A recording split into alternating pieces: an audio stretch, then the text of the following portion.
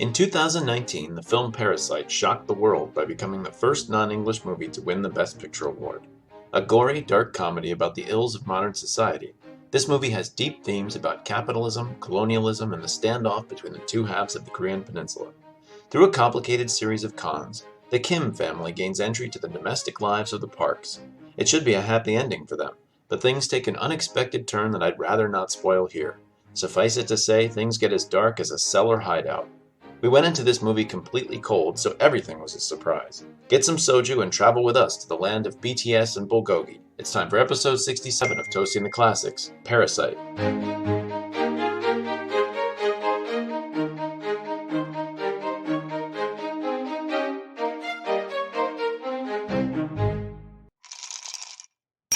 Welcome to Toasting the Classics, the podcast where we take something that people call a classic and we drink something inspired by the classic and talk about it. Then we're going to decide whether it actually is a classic. So we have a film this week. By the way, my name's Dave McArthur. Yeah, thank you. Yeah, and I'm Clint Lanier. Yeah, so we are doing a film this week, my choice, and I went completely cold. I chose something I hadn't seen before. Didn't know anything about other than the director I was vaguely familiar with, and I knew it won Best Picture, so I figured that was the imprimatur that we needed to put it on the show. So it's very recent, 2019's Best Picture winner, Parasite. I wasn't sure on that, and I didn't put it in the previous thing. Is the picture that wins in 2019 called the 2019 Best Picture, or is it the movie that was released in 2019? I think it's the year that it's released. So this was released in 2018. Released in 19.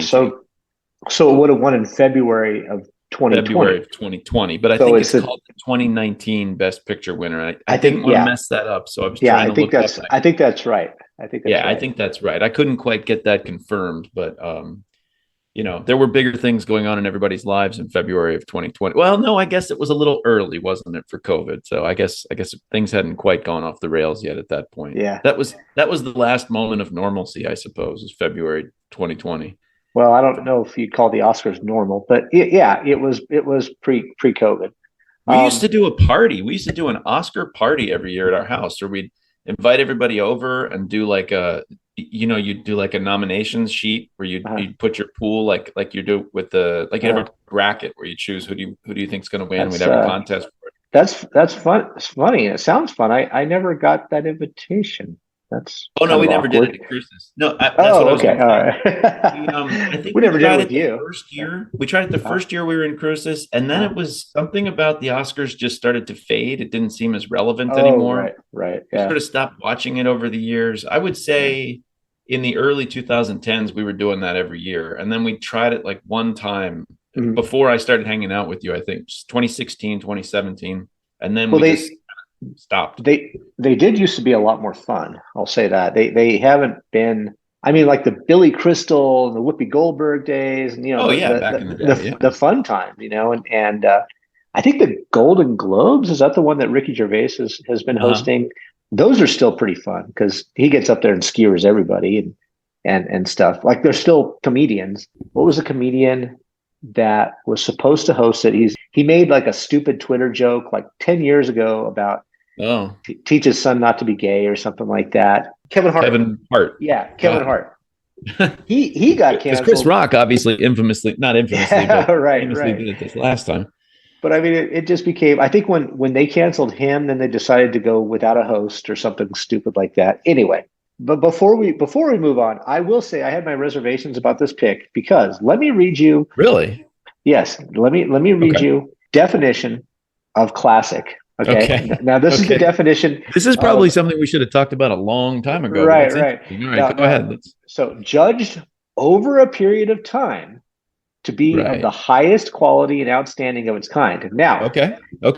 Now let me read you another definition because all words have typically multiple meanings or nuances. A work of art of recognized and established value. Now, the difference is the first one is an adjective. Second one is a noun.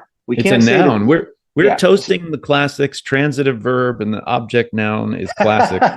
Right. So we can't say this is a classic movie because that would be an adjective and that would be incorrect. We could say this movie, well, we can't do it anyway. We can say, what do you think about this classic? and Right. that would This be movie the is a noun. classic. No, because that would be, wouldn't that be a No, modifier of the that's movie? indefinite article and a noun. That's a predicate nominative noun in that Calling it a sentence. classic because the subject of the If I say this is a classic, a modifies a noun, so it'd be well, I a know, but if you classic. say this movie is a classic, though. This movie is a classic. Oh, I That's see. Yeah, subject, but it's predicate still a nominative. modifier. I That's don't know. I might have to. I might have to lodge a complaint against that one. Anyway, whatever. well, I would say in response to that, and that's Okay. I like that. That's interesting. I love having a definition to work with, so I like Sure. that. But what I would say to that is that they say journalism is the first draft of history. Hmm. And I say toasting the classics by approaching something that has been not named Best Picture and is attempting to get into the classic canon. We are the first draft of history I and the see. I first see. draft of how time is going to judge this thing. So I guess it depends at the end of this episode whether I decided it's a classic or not. that's right. Right. It's So, well, so considering that I didn't know anything about it, I think my vote is going to be unbiased. It's not. I didn't pick this because I love this and know it. right, right. Yeah, I yeah. could Same I could here. theoretically vote against it. I Same would here. say. Well, let's get on with it and quit boring the two people that listen to this show. Don't you think What there's a lot of grammar nerds out there that are just like, I laying think back and there really could be a enjoying this? podcast just for grammar, I think.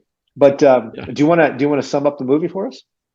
Yeah, this is a story. So this is a famous South Korean director who's got a pretty good pedigree already, even for releasing things internationally. And I want to be careful about the names. I have trouble with Korean names, but it's Bong Joon-ho, I think is his Mhm. name, right? Did I get that I right? think so. I The believe director's so. name. Yeah. So he has a pretty good track record as somebody releasing his films all over the world. And this one is the story of a poor South Korean family. I think it's Seoul. I think it's a neighborhood of Seoul that they live in, but I'm not 100% sure Hmm. on that. I believe yes, it is. It is Seoul. Okay. Mhm. They worm their way into the lives of a very wealthy family, with a lot of sort of your Hitchcock style, like con artist tricks and stuff like that. Their stories and stuff. It's very, very fun to watch that stuff. They worm their way into this family's lives, and then the movie takes a bizarre twist in the middle, which, spoiler alert, and as we say, don't listen to this show if you haven't seen these movies and you don't want things ruined for you. But in the middle of the movie, they discover the previous service staff of the house living underneath the house in what looks like a bomb shelter, and a conflict arises between those two families of lower class people, and everything just completely what hits the fan in the final half an hour of the film, and we get just an insane conclusion to the movie by my standards. I was like, what is happening here? But Right, right. so that's the basic plot. I mean, the plot's pretty simple, pretty straightforward. It's, I thought, super creative idea for a plot based on a couple of things outside Mhm. and some real stories. I thought it was a really creative plot, and that's something that I think some of the great authors in history just are really good at coming up with just, intricate new plots. This one didn't 100% remind me of anything else, and I appreciate that in this day and age. Everything is so derivative Mhm. that I'm always happy to see something original. So I thought this was pretty original, and I thought it was a good plot, good story, and I thought the execution was excellent. What did you think? Did I miss anything in the synopsis? I mean, you mentioned that they worm their way into this kind of wealthy family. I think the protagonists of the movie, that the ones that worm their way in, I think maybe just pointing out like how like wretchedly poor they are. They live in complete squalor. I mean, literal squalor, just scraping by. I think that's something to talk about actually Okay. before you go on to something else. All right. Do they? I mean, they're poor relative Uh, to other people in South Korea today, yeah. but it's pretty remarkable. Like, I grew up around a lot of people whose parents were Korean immigrants, and the country they came from was a genuinely poor country, like a third world country. Right. And to have that have changed so much so that like these are depicted as being poor people who, they still live indoors and have the basics of life and things like that. Like, Right. I think it shows in a weird sort of way the huge development of South Korea in the last 50 years. I was noticing, I was like, how poor are these people really? I mean, how would you feel? But I think that's a big part of the film, is I think a lot of South Koreans are very unhappy about the way their society has changed in a weird sort of way. Because to me, on the outside, South Korea seems very vibrant. Like, we get movies from there, and their music is popular all over the world and stuff. That seems like a healthy society, but you never hear anybody say anything good about South Korea. Everybody seems very unhappy. Yeah. It's strange. It's a strange thing about that country. Well, I mean, they're certainly doing better than their northern neighbors, but Right. yeah, you're right in that in the sense of being poor or impoverished or whatever you want to call it, they are doing better than somebody in, say, Botswana, who might be Yeah. living outside without a shelter, and and so forth. So they have, I guess, the basics, but the director does a really good job showing us, just sort of how poor, and they're poor because they can't find work. Right. The mother and the father are both out of work, and I think same with the brother and the sister. So all four of them are, they just can't find a job. Their job, as the movie starts, is folding pizza boxes. Folding pizza boxes, company, right? which I was just like, that's got to just be a joke. Yeah, I want to get back to that. At first they're out of work, and then the point is they're scraping by, right? And then there's this other family, the Park family. So in Korean, is it the family name is the first name, and then Yes. the Yes. last name is the what we like would what call would- the surname. What we would call the surname is the first name. So Bong Joon-ho. So that's everybody in his family is named Bong, and then there's Joon-ho and Youngma and I all see, the other I see. different people. It's just reversed. Exactly. Yeah, okay. So the Park family then is mega rich, and they have a number of servants. They have a driver, they have a tutor for their child, they have an art teacher or therapist, I guess, for their other child, and then they have a servant, kind of a housekeeper type person. Right. I thought the dad was American at first because they showed his name. They showed his name was Nathan Park, and I was expecting him to be American because I was like, oh, this is going to be a Korean American guy. And I was like, are people in Korea named things like Nathan Park? They even do it with first name, last name. Yeah. So I cannot get these names right, and I can't get them straight. It's difficult. I was making a conscious effort when I was reading about it to remember that it's the surname first and then the first name, and it did help me actually get my head around people's names. So Kai Wu or Ki Wu, the main character, he's the son. Who would you say is the protagonist? Do you think the son is the I guess I think so. Yeah, I think so. Yeah. So they call him Kevin. So Mrs. Park calls him Kevin. Immediately they call his sister Jessica. Yeah. And Mrs. Park actually says, "We'll call you Jessica." So they're sort of infatuated with the United States and with the UK and with the Western kind of societies, and so they He's an English tutor. His way into their houses because they're trying to learn English. So there's immediately, I don't know what you'd call it, like a neo-imperialist, colonialist, some kind of vibe. Huge. Some kind of vibe going on there. So if you saw The Host, do you remember that? Did you see that movie? That sounds familiar. The monster is created by an American scientist just pouring chemicals down a drain in Korea, which then creates this terrible monster that kills everyone. So, okay, all right. This is not new to this director's works. I mean, it's definitely an issue, and I think he's probably ambiguous about the influence of English and the West and things. I don't think it's like 100% like a hatred kind of thing. It's not some kind of anti-colonialist. We didn't colonize Korea, I guess is what I'm saying. I don't know if it's all negative, but I think it is. I think it is. I mean, immediately when you watch this movie, you know that it has deeper connotations. It's not. It's not a surface level movie. And so I went out and I started looking at some of the criticism out there. Criticism meaning like scholarship type of stuff. Sure. And it really is cool. I'm glad you got to do that. Yeah, it really is. Very anti-imperialist, very colonial, and anti-capitalist. Anti-capitalist, 100%. Yeah, I think that's 100% what this guy does. I mean, but I don't. What was So there's the whole thing. The child is obsessed with Native Americans, and dresses like a Native American and stuff like that. And I kept thinking while I was watching the movie, I was like, what is he saying? I know he's saying something with that, but I couldn't quite get it. And then the last scene where the guy bursts out from the basement, and he's got blood all over his face, so he looks like he's in war paint, and he attacks somebody with an axe. I was like, oh, maybe it's just a joke. Like they're just playing the Native American thing for a weird visual joke at the end of the movie. But I think it has more to do with themes of oppression and things and imperialism, stuff like that. Well, going into a house and then finding out somebody else is living there. is sort of a metaphor for what Americans did with Native Americans, I suppose. That's exactly right. No, that's the metaphor. It's America.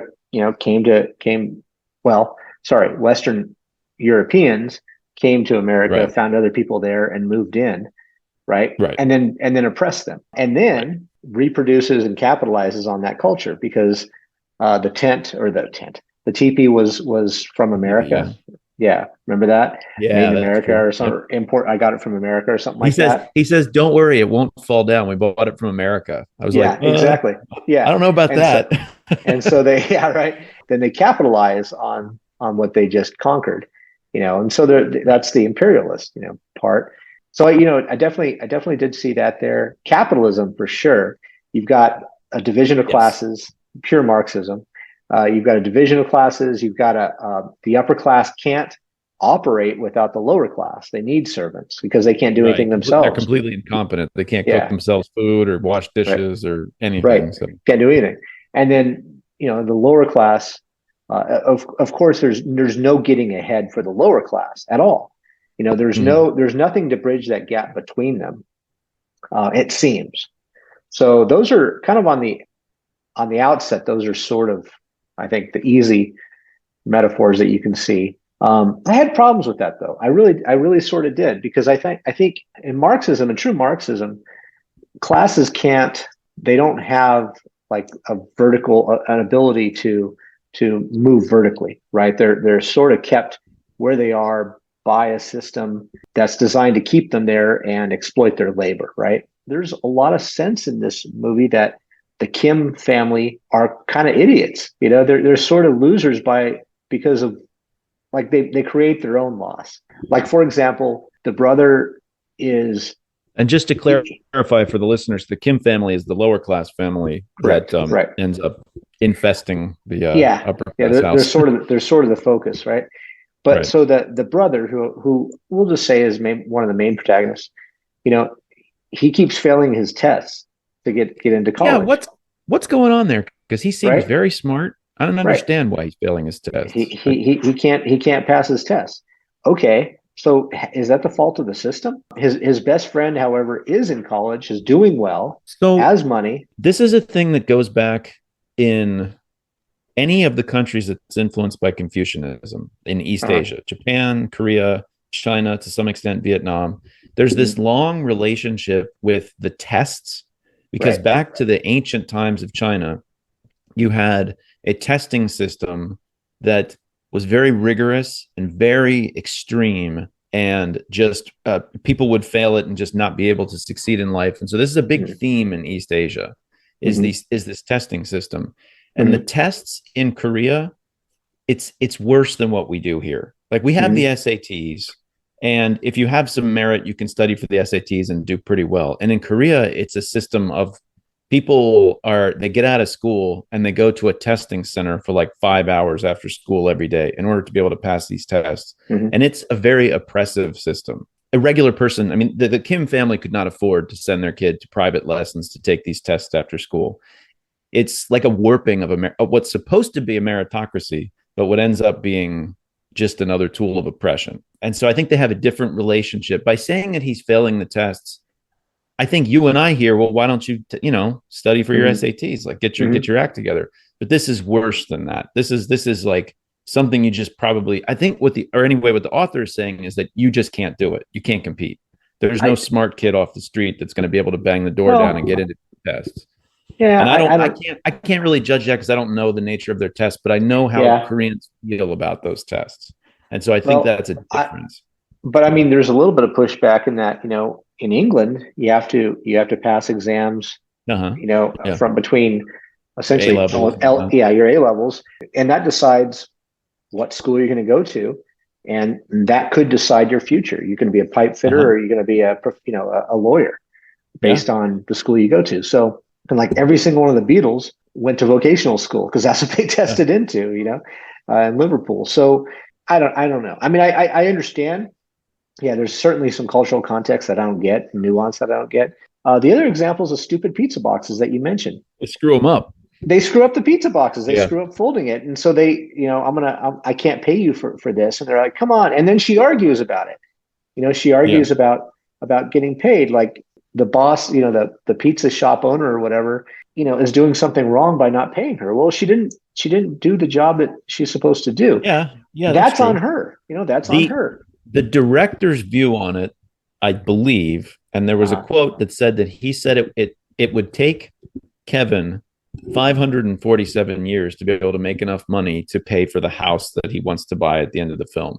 And so I think he's just saying it's just impossible. Like, you're just never going to reach the level of the parks. It's impossible. It can't ever happen. The other guy who wrote the screenplay had a different take, and he thought that the other guy would figure something out. And I think they had sort of a conflict about that, about whether or not Kevin would end up freeing his father somehow. Yeah.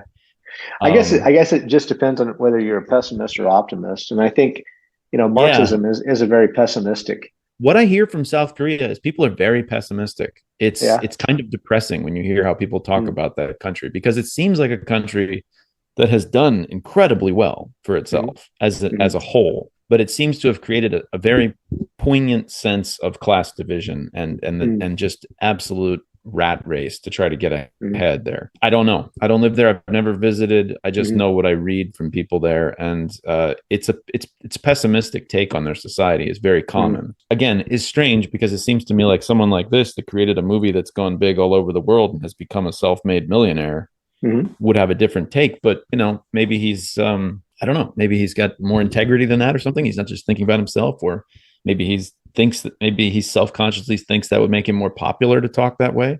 It's hard to read people's mind. I don't know. Yeah, I've always wondered about that. Why, rich socialists? I don't quite get that. By the way, before we, I was going to say there's a track on the soundtrack of this movie called "One Glass of Soju." Okay. And that is my segue to what we're drinking today, which is a Korean. Now, is this the one that's the rice wine? So therefore, it's not. No, this is distilled from barley. Yeah, this is distilled spirit. So this is the one I got. This is Jinro Chamisul. This one right here. Yeah, I got a Jinro also. Yeah, Jinro means dew water, I think is what it means. Something like that. Yeah, is that right? Yeah. Jin means dew, and ro means, I think, alcohol. That's what dew alcohol essentially.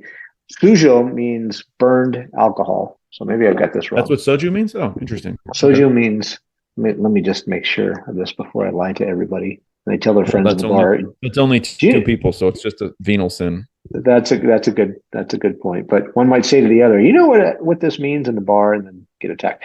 So soju means burned liquor. Oh, noju means dew liquor. What the hell does Jinro mean? Jinro, I can't remember. We talked about this before when we did the Enter the Dragon episode, but I had so much to drink that night that I don't remember much of anything that we talked about. So. I still think that stands as our sloppiest episode, but I think it was very entertaining, actually. But I think in terms of how much alcohol we ingested, I think that was the sloppiest.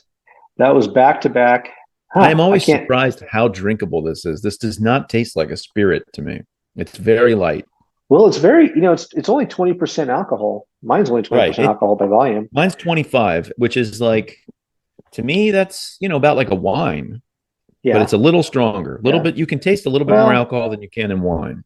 Wines are usually only about 12% or 15%. I was thinking of proof. I hate proof. It just means there's more math for me to make a mistake with. So you're supposed to pour it with two hands. I'm pouring it with two hands. And you're supposed to receive the cup with two hands. So I guess I'll drink it with two hands. And you're supposed to have the other guy pour for you. Is that a rule? Right. But yeah. Well, I was going to say you owe me, because tradition here is the youngest serves the oldest. So, yeah, definitely. I'm about a month older than you. I think we've established that. Yeah, that's a big thing in Korean culture. Also, people have to when people hang out with each other, they have to figure out as quickly as they can who's oldest, because it's important. Like, it's a thing you have to know. I've definitely had that conversation with people before. Interesting.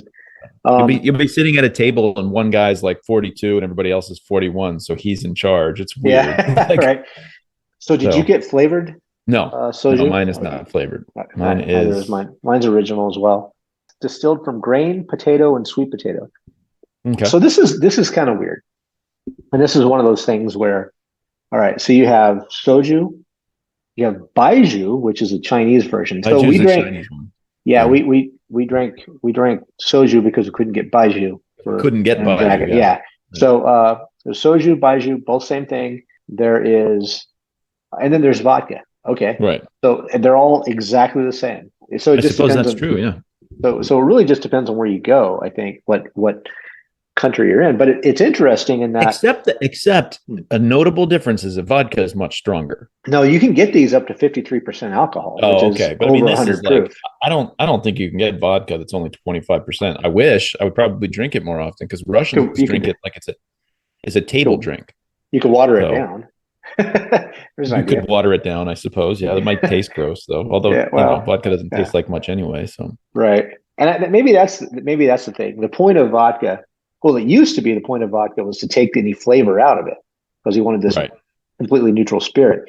The new vodkas that they make nowadays, they're trying to preserve an essence of something in there, but like like a flavor or a scent or something. That's why they're making it with all kinds of crazy stuff. But I don't know. It's Capar. just when I do like judging for spirit competitions and stuff, and I have to judge a vodka, I'm always torn. Like, And what website would you do that judging for?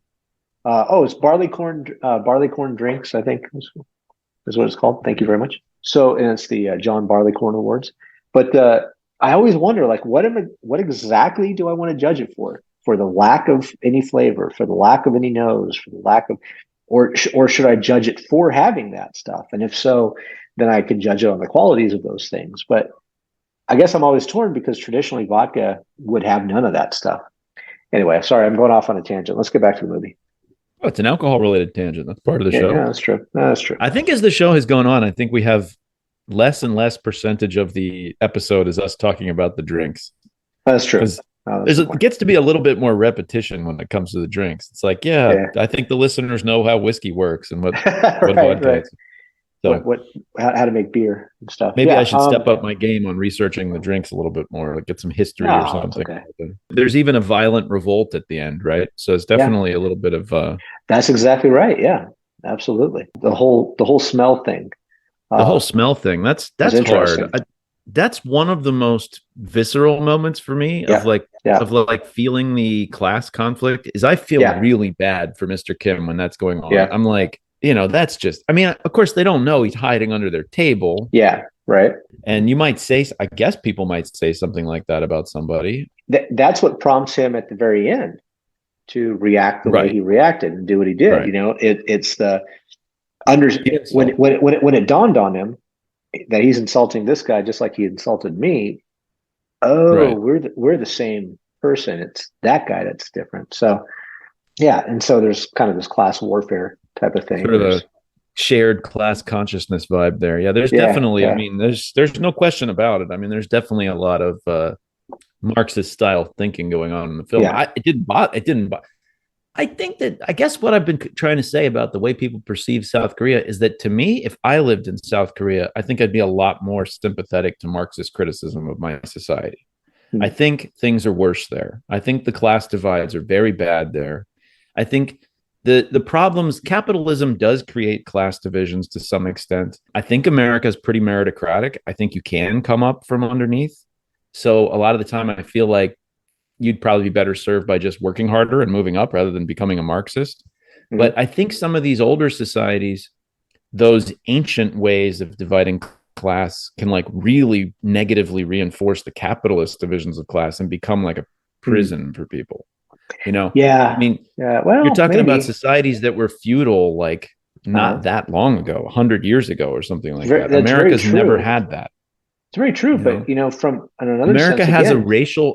America had a racial caste system for a long time. That's very difficult. And again, if I were an African American, I think I'd be a lot more sympathetic to Marxist criticisms of America. I think it would lean me towards that a lot more. But again, South Korea has a model of what Marxism brings just north of their border. That's right. Marxism versus capitalism. So I mean, that's right. It's odd that you would have. I guess my question would be, well, then what's the replacement? I don't know. I think it's just. That's why I think it's just a critique because the revolt that he makes doesn't get him anything. Exactly. Yeah. Everything's the same. He just ends up, his own daughter dies. He murders somebody who really didn't harm him in any way. He just insulted him. Kills a father in front of the child. That can't possibly be any kind of an argument for what you should do. And again, like you said, there's North Korea right there. This is what happens when we go full Marxist. And I think they're aware of that. And North Korea is in this film. The second I saw when they went in the basement and she went to get the plum stuff, I was like, oh, this is a bunker. Yeah, it's a bunker. Yeah. Seoul is within artillery fire range of North Korea. Right. So people in Seoul are very much aware that there could be a conflict between them and they might need to. So the idea of a bunker underneath the house is not that unreasonable in a place like South. I saw that instantly. And by the way, one of the things I thought was one of the funniest bits is when the housekeeper lady is doing the North Korean news anchor impression, like where she's like, like the big like right. I heard that and I was like, that's funny in any language. That sounds exactly the way they sound. Like that's a good. Something that you neglected to point out was that this is a comedy. It's a dark comedy. It's a dark comedy. But it is a comedy. I mean, there is a lot of funny stuff going on. It's a comedy, very much the way Hitchcock's films were comedies. Yeah. There'd be a murder going on. There'd be a terrible thing happening, but there'd be these notes throughout the movie where you're laughing. There's like something. It's funny, like it's dark comedy, but I think I thought it's pretty good in that aspect. I enjoyed it. Like I need a little humor in a film to keep me from being bored for 2 hours. It's just the way my brain works. Yeah. So if you want to get a heavy Marxist message across and do a suspenseful film or a horror film or whatever, you better put a couple of laughs in it. Otherwise, I'm going to be bored. Another note in this film is that it really does have some of those beautiful and meaningful videography. The videography in this is completely, it reinforces parts in the movie. Like, for example, there's a lot of stairs. There's a lot of upstairs, downstairs going on here. And so, for example, the Kim family lives in a they're called basement apartments. A sub-basement, whatever. Sub-basement. I guess because apartment. It's partially above ground, it's a sub-basement. And versus the Park family, who are always going upstairs, are always traveling up, up and down stairs and stuff. And so they're at the bottom of the stairs. Park family's at the top of the stairs.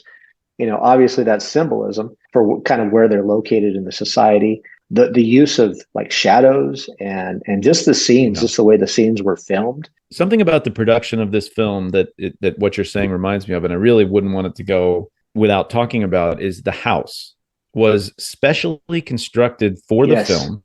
Yes. And not only specially constructed like because they needed a beautiful home in the film, but they situated the rooms to receive the sunlight at the time where they knew they'd be filming to get just the right light.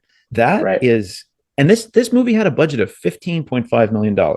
Yeah. And they did things like they came up with stories for all the people living on the block with the Kims. Everybody you see has a backstory. And it's not there. You don't see it at all, but they all have a backstory.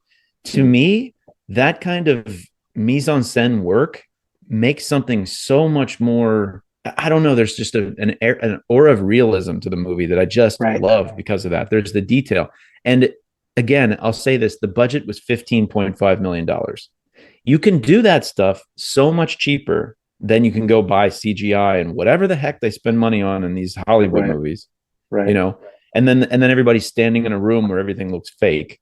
And I feel like I'm watching actors talk in a fake room because they didn't spend any money on the things like the script and the props. The Kim's house, their basement apartment, is filled with props that make it look like a real person's house. Right.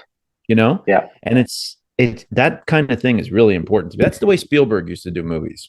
Yeah. Like when you watch E.T., that house that they live in is perfect for the film that they're going to do. And every room has little props all over it to make it look like an actual person's house. Right. And I just love that stuff. I just love the richness of that. I don't know why people don't make movies like that anymore. I don't know why either.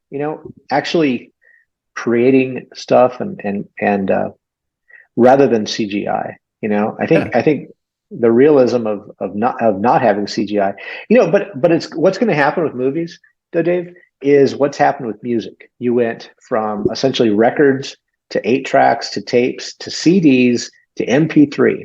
Okay. Now what's happening? People are going back to records. Records are huge. Everybody's, releasing LPs. My daughter has a record player. She loves LPs. She got the LP of Blink 182's greatest hits or something like that. Loves it, listens to it all the time, right? So it's all the new artists are re-releasing their stuff on LPs. I'll bet we see this in movies. Like like a lo-fi revolution in movies. I would love that. Yeah, I think love that. I think the absolute pinnacle of CGI is any freaking Marvel movie, especially like the Avengers Marvel. And you see that behind the scenes, it's just a green wall behind them. There's nothing behind. There's nothing there. Everything, like their weapons are all green. Everything is. We'll put it in later. You know, I love some of those movies. Even some of the characters, like Groot, is you know.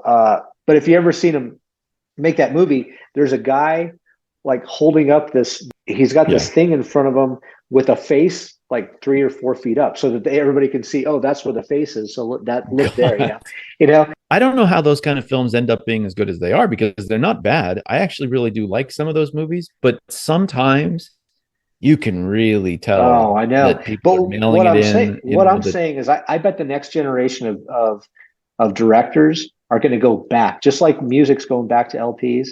I hope the next generation of directors are probably going to go back to like Jaws, you know, where you have this big freaking shark, you know, that's actually, you know, a real shark that they made that apparently never worked. But it's not just the sharks. It's the, I don't know, maybe I'm obsessed with this, but it's the physical locations. You go into Quint's shack and it's this crazy looking house filled with like shark jaws that have been boiled up and stuff. Like, it looks like a place where some crazy fisherman lives. And you feel like you're walking through an actual place because they actually filmed it in a real place. You know what was really, really good at that? This movie, the texture of this movie was so pleasing to me because it got texture. That right. I like that word, texture. Yeah, that's a good word for it. The Harry Potter movies did that. I really liked every time you go in somewhere, you're looking the background for what's there. And they would have books, they'd have all kinds of great, crazy stuff in there. And then when you're right about that. You're right about that. And when you go to Universal Studios, I was just about to say that. Hogwarts, there's a lot of great background detail that really feels real. Yeah. There's something, the Harry Potter, maybe there's just too much CGI or something, or the scripts just aren't very good for the film. I just don't enjoy those movies at all. I really liked the books. Anyway, that's a whole set design. That's a whole. But you're right about this one. And the director purposely did that. That was a conscious decision to create all these props. Oh, yes. He created a lot of them himself. So there's no real brand placement. He made up his own brands. Some of them he labeled in English so that English speakers could read the labels on them. You know, there was a whole thing something to read. You know, when she wants them to make ramdon. Yeah, right. So ramdon's not a real thing. He made it up. Joke. Yeah, it's a combination of ramen and udon. Right. And that's what we call them in English. They call them something else in Korean. So they literally labeled it in the English version so that Americans could put together the portmanteau of ramdon and try to figure out what it was. And I'm like, that attention to detail. Not only that, but also it demonstrates the elevation of English and the denigration of Korean, right? Because that's sort of a theme to this, right? Like, she wants to learn English, getting a tutor for English, got to pass her English test. The guys going to America, they went to and when he discusses his sister, Jessica, he's like, oh yeah, she got her art degree in Chicago. And Mrs. Park is like, Chicago or Illinois. Yeah. That's all. Illinois. That's all. She's like, as an American, that doesn't seem like a very exotic locale, right? Illinois. But essentially she's like, that's all I need to know. She's, she went to America and you recommend her, and everything else. And so, that was that, so I think it's just a further kind of showing that English is like unjustifiably elevated above Korean. Well, it's nice. It's nice. Yes, it's true. It's unjustified, the choice of English, but having a global language is pretty awesome. It's really something that connects people in a lot of ways. We're lucky. I mean, I had this conversation with some Europeans a while back, and I was like, I'm very blessed that my native tongue is the world's universal language. So that's unfair. But at the same time, aren't you guys glad you have a universal language? And I was talking to a Norwegian and a Japanese person and somebody from Spain, and they were like, it's pretty, we can all talk to each other. But the problem is, as this movie I think is trying to point out, is that it's a universal language for the affluent classes. If you are a if you're a lower class, you're disenfranchised from that whole, you don't have a chance then, right? Because you can't get ahead because you don't know that universal language, so it's a universal language for rich people, I have a feeling that that's going to become obviated pretty soon because we've got such good natural language technology now. I don't think that the Babel fish, from Hitchhiker's Guide to the Galaxy, that's not far off from being something we could have now. Well, isn't there one called Babel or something? There's a website there's called something about Babel, but I just really think that the technology for being able to just have a universal translator in your hand is really not far away. I mean, in your hand, if you have an Android phone, Google makes a set of like AirPod type of thing with automatic translation in them. Imagine, awesome. So somebody's talking to you, and it's automatically translating it to whatever your language is. Now it can't translate back, but it can tell you what they're saying in real time. Isn't that amazing? And if they have it, then you can exactly. That's exactly right. Fish, right. So I think English as the universal language probably has a limited lifespan. I mean, I don't know. People probably always want to be able to talk face to face and not have to have a technological device. But I think in that, I think maybe that's the udon or the ramdan or whatever. Maybe the point of that is to demonstrate the importance of language to culture, though, right? And I've talked about this. I think you and I have talked about this a couple of times. So when England conquered Wales, Wales didn't put up much of a fight. Wales was like, okay, all right, you can. As a one-quarter Welshman, I'd like to voice my objections to that statement. No, they acceded to England, and they said okay, and then in turn, England essentially allowed them to keep their culture. That didn't happen to Scotland. Scotland continued to resist. When England finally conquered them, they destroyed their language. There is no Scotland, like in Wales, they speak Welsh. That's the first language. No, it's not like that. No, it is. It is. No. It is spoken. You can hear Welsh in Wales, but it's not the first language. The first language is definitely English. There is Welsh in places, but I think we could disagree on that. I never heard anybody speak Gaelic in Scotland. I think it exists in some of the western parts. Yeah, but Gaelic is different. Welsh is more alive than Scottish. I will give you that, but it's not the first language in Wales. You're definitely going to speak English in Wales, but no, not if you're Welsh. I mean, if you speak English, it's your first language. And they all speak English, but every roadside has Welsh, and then underneath it is English. That's true. Underneath it is English, and it's like that. Yeah, that's on signs. That's more of making a political point. But yeah. But I mean, they all speak English. But what I'm saying is that I think, as a matter of pride and culture, they keep Welsh. Alive, and I think it's probably the easiest way to destroy a culture is to take away the language. We tried to do that with every Native American tribe in this country, at one point or another, quite effectively in a lot of examples. And a lot of them we did. Same with like the Hawaiians, the Native Hawaiians and stuff. But so I think there's a statement on that. I think that's sort of a subtle statement about culture, and that Korea is losing. That's one of the things that's lost to capitalism. Is the culture itself, right? There's a paving over of all the cultural differences that happens in what a lot of people would refer to as end stage capitalism, right? Like there's a universality that happens. And definitely I have watched when I was young and I went to Europe, and then when I go now as an adult, or as an older adult, the ubiquity of English is very much older adult. Yes, very much older, right? Older adult, yeah. There's way more English today than there was when I was a young man. Right. There's one currency all over Europe. Everything is all about paving over these differences, which is obviously having one currency is super convenient. Having one language that you can talk everywhere you go is super convenient. Is that a good thing though? I don't know. Convenience is nice. People go for convenience in the short term, and then they realize that their culture's been eroded.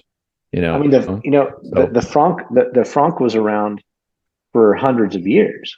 Just like the British pound, that when they went back to it, or actually, did they ever get away from it? No, they never got rid of the pound. They never got rid of it. Yeah, they never got rid of it. But like the Deutschmark, the franc, and all these other currencies. What did Italy have? Was that the lira? Lira, yeah. So these are all marks of their culture. It's funny. I spoke to this guy that I knew in grad school, and he was from he was from the Netherlands, and it was right after the EU formed. Well, I think they had formed before, but it was like around 2000 and something, early 2000s. Maybe that's when the EU finally like formed completely. And I mentioned to him that the euro conversion was sometime after, like around then, 2003, 2004. Yeah. And I had mentioned the similarities between that. The United States is not one big country. The United States is made up of 50 states that create a federation, right? Well, that's a conflict, obviously, since day one in America. To what extent are we one country, and to what extent are we 50 different countries? Right, is a continuing argument. So, yeah. But the point is that, I don't know, it's some way to look at it through one lens. We're 50 different small countries united, right? The United States. Right. And I mentioned that to him, the similarities, and he just wouldn't have it. I said, well, that's what the EU is. The EU is just like the United States, where all of you countries are now coming together. You've got one central governing body in Belgium. You've got one currency to unite you all together. You have the EU actually has a military force, and he just would not see it. He's like, no, we're our own country with our own culture, everything else. And I'm like, well, okay. But this has nothing to do with what we're talking about. No, it does, because it's fun. What we're talking about is the Korean culture and the observations of capitalism paving over, as you said, globalization. This is an anti-capitalist and anti-globalization message to a large extent. I think capitalism up here, 100%. You cannot watch this film without the Marxist critique. It is a Marxist critique, right? Just under that is the anti-globalization message, which I think was more powerful in The Host. That was more at the front of this. Although, like you said, the English language thing is not in the background of the film. It's a big part of the film. Although the weird thing is that so this is an interesting question. So the one skill that the young man excels in, that Kevin excels in, he's not passing his tests in all the other subjects. He kills it in English, and yet fails to enter that globalized society. What is it? So what does that say? Maybe, I guess there's a defeatist attitude that I noticed when Kevin's talking to his friend that was the tutor. He keeps saying, "Oh, I'll never amount to anything. You're so much better than me." I mean, there's this really defeatist attitude. And I wonder, okay, so is it the character, or is the director making a statement about that class? Like they're defeated, like you said, they're defeated, they'll never make it. But do they have that attitude that I'm defeated and I'll never make it? Like, does that go hand in hand with their position? Is that what the director's doing? Or is he, so you think it is? Well, you mean, okay, so this is always a confusing interplay between what the reality is, what's depicted, and what the director intended to depict. And then again, what does the director actually think? In this case, I feel like the director, to a large extent, believes the pessimist narrative about South Korea. So anything that we're seeing in the film that is not that is reality creeping through the filter of what the director believes. The author's filter is very important to what we're seeing in the film. But we're seeing a lot of pessimism from these people. And the question you have to ask is, does the pessimism hold you back, or is the pessimism just reality? Is the reality this kid's never going anywhere in life? Because what ends up happening at the end of the film is he's not pessimistic. He believes he's going to earn enough money to buy that multi-million-dollar house and free his father. Right. So he's no longer pessimistic. But the director believes he's never going to make it. So this guy has bought into a false narrative of bootstrapping yourself up and becoming successful. But the director thinks it's BS. So I don't really, the revolt failed. The violent revolt against capitalism failed. And the only thing left is to buy into the system and try to make it, but it's doomed, according to the director. It'll never work. So I believe to some extent, somebody in a poor person in a capitalist society, the odds of them acquiring what the Park family have are long. I still think the dream, if you're lower class and achieving middle class status in America, and I don't know about Korea, but maybe in Korea to some extent, is still real, right? You can acquire middle class status. You can move from lower class to middle class. But if you're sitting there looking at what Donald Trump has and dreaming about being Donald Trump, good luck, man. Because there's a couple of people who have, a guy like Bill Gates, who's had the mobility to become as wealthy as Donald Trump. He didn't start as a lower class person. Right, He started right. as somebody who had a garage where he could work, and his parents owned a home. He was a middle class person, Bill maybe even Gates? upper middle class. Yeah, Bill Gates' dad was a lawyer. I think a very wealthy lawyer. Exactly. And So I think he got to the upper classes and made a ton of money by being smart and hardworking and right. industrious and all these positive traits. But he didn't move Yeah. from the lower class to Well, where he yeah, is. no, I mean he was born on third base essentially. Yeah, and or at least so second, right? Middle class, I yeah. think, is you're in scoring position. You know, you Well, still need a hit to score, but I think Bill Gates was well up there because he went to, if I remember correctly, he went to a very prestigious like high school that had access to like one of the first, mainframe computers or something. I was going to Early say mainframe access to computing technology in the 70s was not and ubiquitous. his high school happened to have it, and it's because his high school happened to be a very prestigious high school, and he was able to go there because his father was a wealthy lawyer. So right. It's and kind of obviously like Trump inherited money from his father. Right. Yeah, absolutely. I think he got a small $10 million loan from his father or something like that. I don't really know the personal stories of Jeff Bezos and Elon Musk, but I believe they were at least middle class people. And I think Elon Musk was slightly more than that. Yeah. I think his father was like a mining engineer or something like that. And I think he was pretty well to do. But yeah, I mean, you're right. I think it's silly. I think it's silly for people to say that like the reason we like living in a free market society is because we're trying to go from lower class to Bill Gates. I think that's a ridiculous dream. You know, I mean, you're not going to do that. The American dream, I think, is ending up owning a house and not having to worry about food on the table and stuff like that. Like I'm okay with that. Like I see people do that. I like I said, I grew up with a lot of people whose parents were immigrants. Yeah. And they came here with nothing, and they bought a house, and they had a nice job, and their families did well. They sent their kids to college.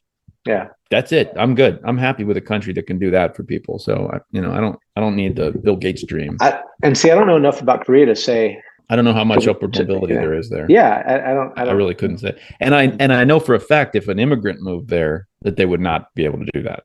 Although I think you had a really, really good point. They are poor, but yet they all have cell phones.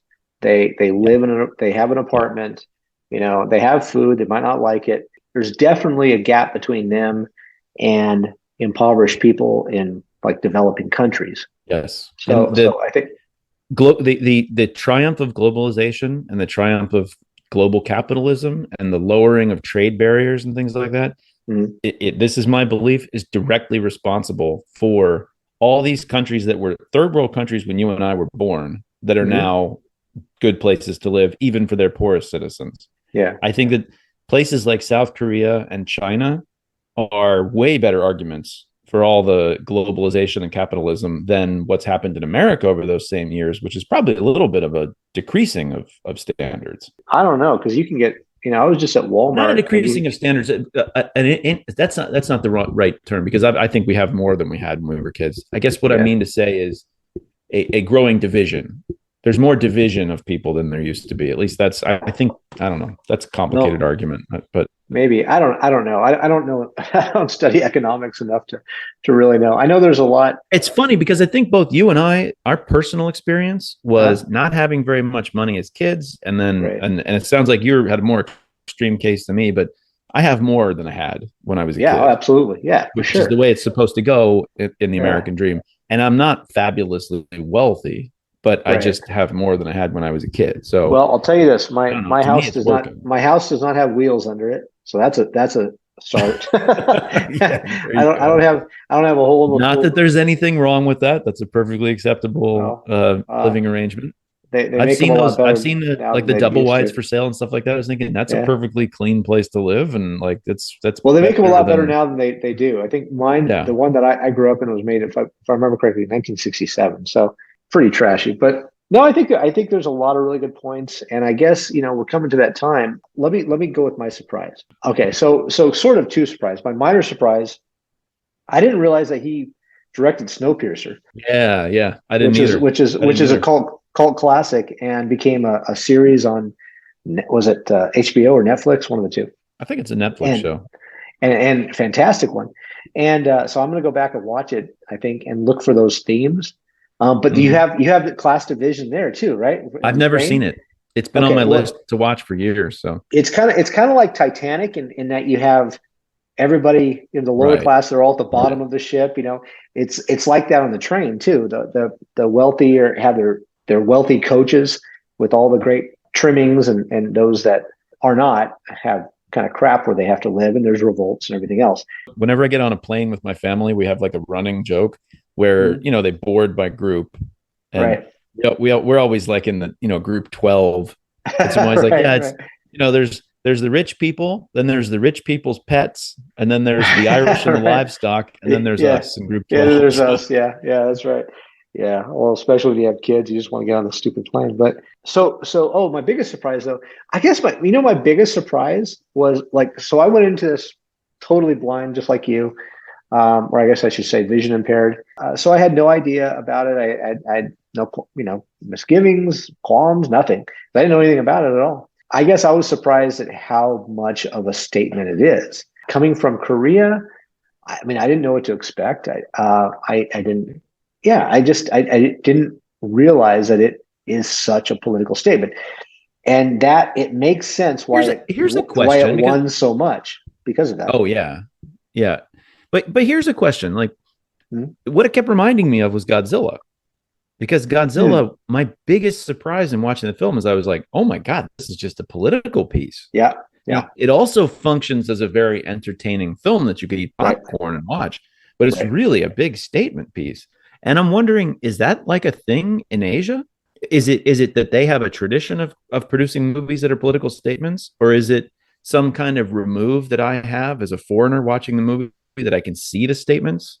I don't know. I think that'd be a really interesting thesis to put together just to talk about. Yeah, maybe so. I don't know.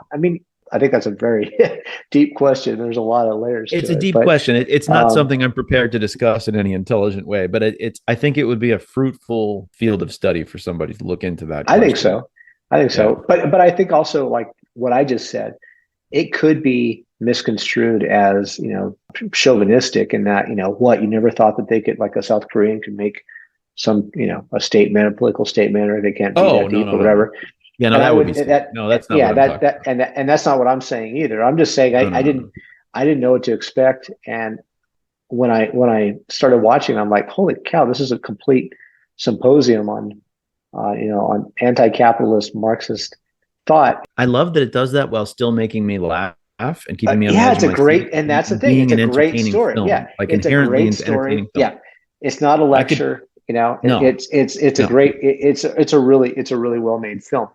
I will say though, I think a lot of its awards and so forth can be attributed to the fact that it is Marxist, because I think most film critics are probably very.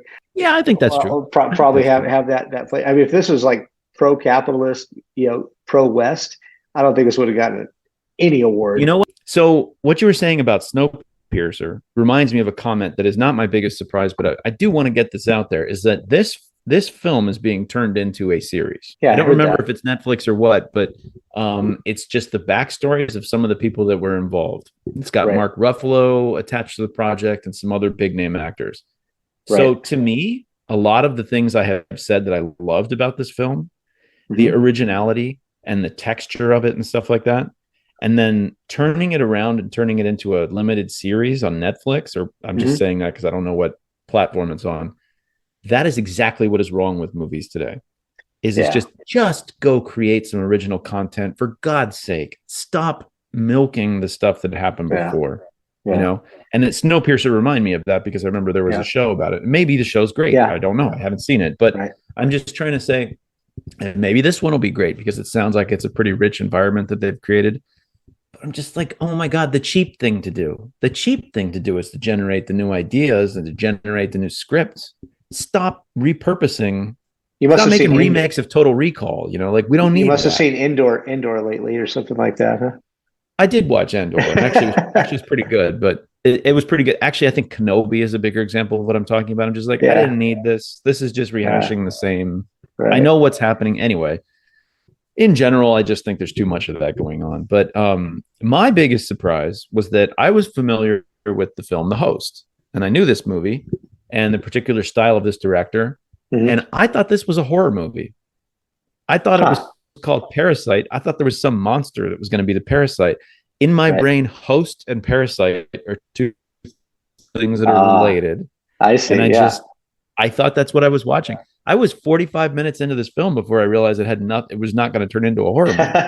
I would have watched this movie 3 years ago if I knew it wasn't a horror movie. I'm not a big horror movie guy. Yeah. Like, I would have said, if somebody told me, no, this is a dark comedy set in South Korea, I would have been on board from day one, and I would have watched it. That's funny. That's not funny. What I thought the film was. But by the way, so who's the parasite here? It's dual.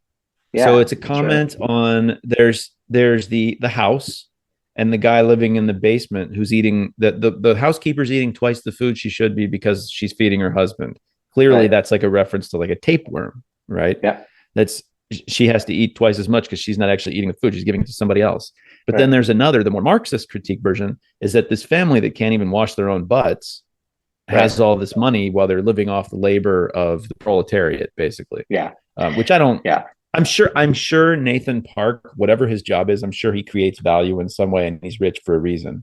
I don't think that that's a correct critique, but I believe that's the dual reference there. And they are paying them very well. So, I mean, they're not exploiting. Yeah, we're not specifically told how much they're being paid, but it must be. I think they seem to be happy with the money. Yeah. Well, she whips out all this cash, stuffs in envelopes, and that gets to the testing regime critique that we've been talking about. Is that these are people that have no education and no training and no skills, basically. Mm-hmm. And you're like, why? They're being paid decently to work for this family, but they're not being paid as much as this family. And I'm like, well, but you don't have any skill that anybody should have to pay you for. Well, people only pay you if you actually produce value with what you do. If your job is you can drive people around, everybody can do that. Anybody could learn to do that in a pretty short amount of time. That's the whole point of it being called unskilled labor. But that's whatever. I don't think that's how this guy feels. I think this guy feels if you work really hard and you get blisters on your hands, you should be paid more. But that's not how economics works. But we'll get to the point where we make a decision about this. I think that the interpretive value of this film alone, I think, makes it worthy of being called a classic. I think the quality of the filmmaking makes it worthy of being the classic. The fact that it operates, like I said, effectively on the popcorn movie level and on the interpretive level. I just love stuff like that. That's what I want. That's what I want from art. I want to be entertained and be able to think about something, and I'm going to go home happy. That's what I want. So to me, classic. I'm good. Let's put this in the canon. Let's keep watching this for years. Someday it will be adjectively a classic, and right now it is only noun a classic. So I leave the floor to Dr. Lanier. Well, I will say because I found that second definition, I feel a lot better about calling this a classic. I will say I think you're absolutely right. I think this is going to gain momentum, and this will be taught in film classes. For those that are studying film and are going for maybe theater arts, and so this will be taught, for screenplay and writing and so forth for years to come. And I think there's going to be a lot more criticism, and again, in the academic sense, meaning discussing the theories and so forth that are in the film. I think we're going to see a lot more of it in years to come. This came out in 2019, so it had not even a full year. Maybe I think it was like half a year before COVID hit. I think had COVID not been a factor, I think people would be talking a lot more about this movie probably, but global events. But I think, as things sort of get back to whatever the new normal is, I think this will go on and just have that momentum that really great movies do. And I think at the very least, it certainly deserved all the accolades it got. I'll put this in for a classic. So cheers. Okay, great. Cheers. Clink. When we say "Kumbe." All right. Which actually happens in the movie. So it's a little bit of Korean we're learning. That's right. So so that's our episode, man. That's our episode. That's our show for this week, everybody, or for this 2-week period. I guess we've admitted that we're on a bi-weekly schedule from here on out. Right. I would like to thank everybody for joining us on Toasting the Classics. I had a lot of fun discussing this movie. I hope you did too, Clint. This is fun. Thank you for joining us. And I'm going to plug my book real quick. It's coming out. They keep changing the date, March, April, and May of next year. It's called TED. I feel like that's a lot sooner than we thought it was going to be, isn't it? Yeah, well, certainly a lot sooner than I thought it was going to be. Okay, great. It's called Ted Mack and America's first Black-owned brewery, The Rise and Fall of People's Beer. So nice. Please go out and find the book, pre-order if you can, both of you that are listening, and I would appreciate it. And I just want to let everybody know that this book functions as a page turner and a suspenseful book, but also is a Marxist critique of our American society. Certainly the beer punches industry. With both hands. Maybe the beer industry for sure. All right, but thanks for joining us, everybody. I appreciate it. All right, everybody. Later. Laters. That's it for episode 67 of Toasting the Classics. For those playing along at home, get some Pabst Blue Ribbon, the closest thing to the bland taste of Duff beer, for our discussion of the first episode of The Simpsons. If you'd like to get in touch, please send us an email at toastingtheclassics@gmail.com. Send us show ideas, comments, complaints, and let us know who you're hiding in your basement. Check out my blog at theattractivenuisance.com and follow us on Twitter at @attractivenuisance. Our music was written by Michelle McArthur. See you next time on Toasting the Classics.